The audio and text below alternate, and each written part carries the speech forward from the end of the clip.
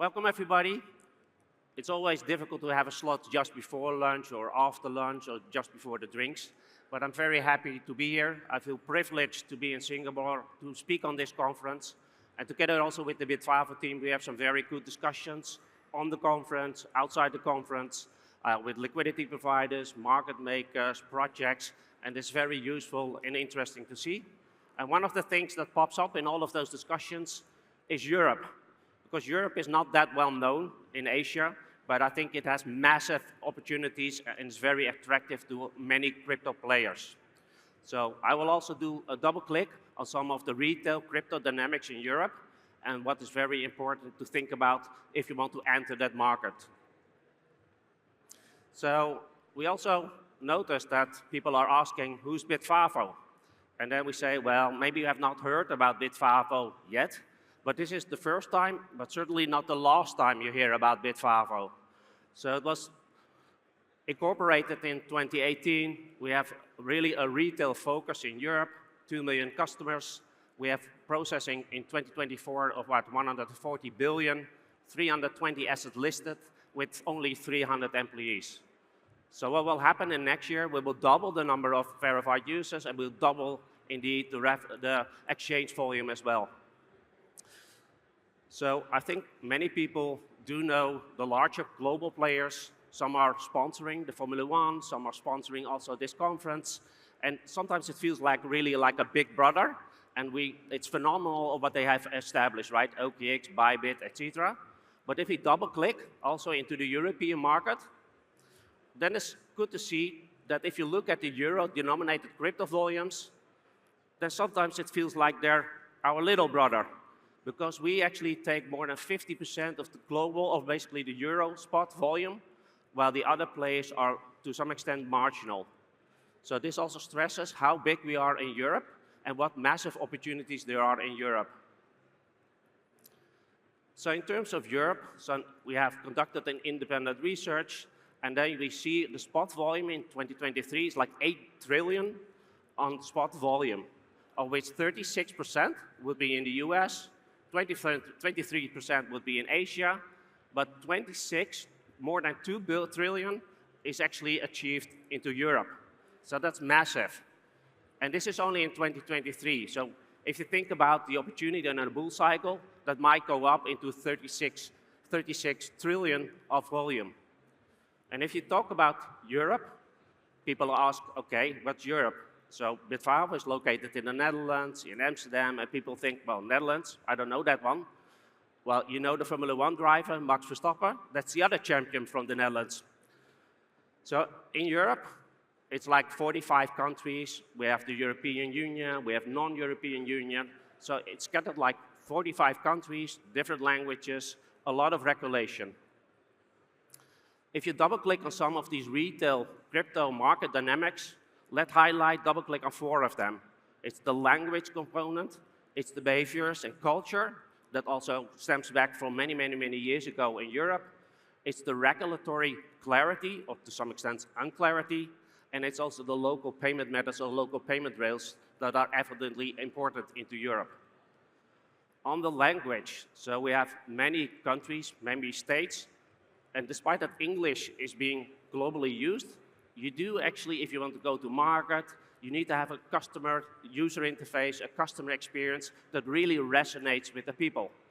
It's like also if you go to France and you don't master the French language, you go on a first date, and it's more than Google Translate. If you go Google Translate and you do that on your first date, I probably think you will not be successful. Maybe you end up with a slap in your face. It's the same also rolling out your platform into other countries. So it's much more beyond Google Translate. You really have to understand the language to make sure that people are willing to accept it, that you build trust and people have native, intuitive relation with your platform. So Europe already comes down to an ancient history. So a lot of behaviors and culture are very important in the different countries. So historically, you see that customers tend to have, let's say, an investment focus. And they have a lower risk appetite, and to some extent, they're also a little bit of the older generations. So when I was young, like 100 years ago, Then my parents also told me, oh, be conservative, think about what to invest, do in savings, do your pension plan. And that's still the case in many parts of Europe, despite that the younger generation will also do much more trading. But it's important to understand that, for example, if you want to go to Germany, they really are thinking about investing, thinking about the future. You need to come up with saving plans, etc. But also, despite that we have the European Union, we have a regulatory context, the interpretation by each single country is still different. Also, the political and social context also drive different behaviors in crypto acceptance. If you take, for example, France, well, a lot of regulations on accounting or taxation. It's not really science, it's more like art. And if you take Germany, then, okay, if you take taxation in Germany, it's different than in the Netherlands. So taxation in Germany, for example, if you buy crypto and you sell crypto, within the year, you have to pay taxes on it. So you just need to understand all those different dynamics in the European context. The regulatory clarity. So nowadays, it's each country can decide what would be the rules on the crypto. You have a registration or you have a license. So the Netherlands is a registration, same with Italy. In Belgium, you don't need to do anything. Germany is much more advanced. They have a license. That will change. So as of January 2025, we have the MiCA regulations. So it will harmonize, basically, and unify a lot of these rules of playing crypto and user protection. And I think it will drive significant institutional acceptance and adoption. But obviously, it will also increase compliance needs in different countries. Local payment rails. So if you want to be successful, you need to make sure you have a proper on-ramp and off-ramp of crypto. So if you go to the Netherlands and you don't facilitate certain payment methods, like Ideal, or if you go to Germany and you don't offer like PayPal or credit cards, you will not be successful. That's clear. So on the next slide, we'll do a deep dive on the regulatory context. So there will be an avalanche of EU regulation, right? And that one will also rule out who the winners will be. But it's clear that Bitvavo will be one of the winners. So in January 2025, MiCA will be implemented, and it will be rolled out across the different states. You need to have the MiCA license, that's your license to operate. If you don't have it, you're out of business. I think there will be a significant market consolidation.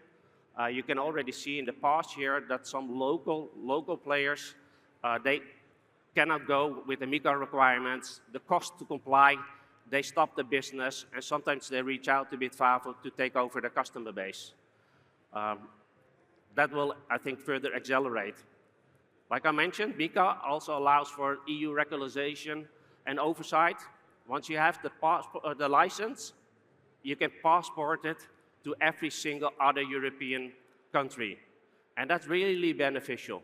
Now you need to obtain a registration or a license in every single country. And it delays the go-to-market. Once you have a license in the Netherlands, Malta, Lithuania, or Germany, you can just use that license and go to market in every other country. I think it will facilitate much more go-to-market strategies and competition for those that have a license. Offshore providers, they will experience much more regulatory oversight, but also actionable enforcement. We have already seen in the past 12 months that some of these offshore exchanges, they were actually banned out of certain countries. And that, I think, will intensify, not only from the regulatories, but also from market participants. If there's not a level playing field, those market participants will reach out to the regulators and ask for a level playing field. Offerings like derivatives, perpetuals, they will also require a MiFID license. So does that mean that everybody will start asking or applying for a MiFID license? Probably not. I think it's probably like a partnership collaboration with partners that have such a license. But I think the number of parties that are offering these services will become more limited. Stablecoins, well, I think yesterday we also had a good speech also from Circle. There are a number of stablecoins, well, the USDT, USDT, the EURC, etc. So starting in July 2024, some of these stablecoins they need to have a license, a MiCA license in Europe. Otherwise, you cannot issue and offer them to customers. And that will have some impact. So also on the pairs that we offer at Bitvavo, we use USDC because they have a license. Tether doesn't have a license in Europe. We'll see what the consequences of that one are. I think it's also important for the projects that are here today and yesterday and tomorrow. As of January, it's also required for tokens, coins, if they want to be listed, that they need to be accompanied with a white paper. So if you do it before January, then you don't need to have such a white paper, so we can accelerate the listing. So coming back to why Europe is a very interesting retail crypto market, let's have a discussion on-site or off-the-site. You can contact us. So the crypto market is growing rapidly in Europe, and is really a significant, strong market. It's like 45 countries. It's 750 million population. It's like 10% of the population, but they include like 50% of the global gross domestic product. With Bitvavo, well, we're really positioned as a market lead. We have a proven track record. We will get the licenses, and basically, we are very resilient in all market circumstances. We only don't live by bulls, but we can also survive in bears. The MiCA, like what I explained, that will definitely change the landscape, and some players will significantly benefit. For Bitvavo, for sure. Again, I think it's good to iterate and stress that the European market, besides Asian, besides the US market, it's massively attractive to industry players.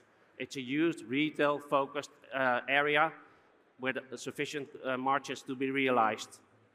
So thank you all for your attention, and you can always contact us. Thank you.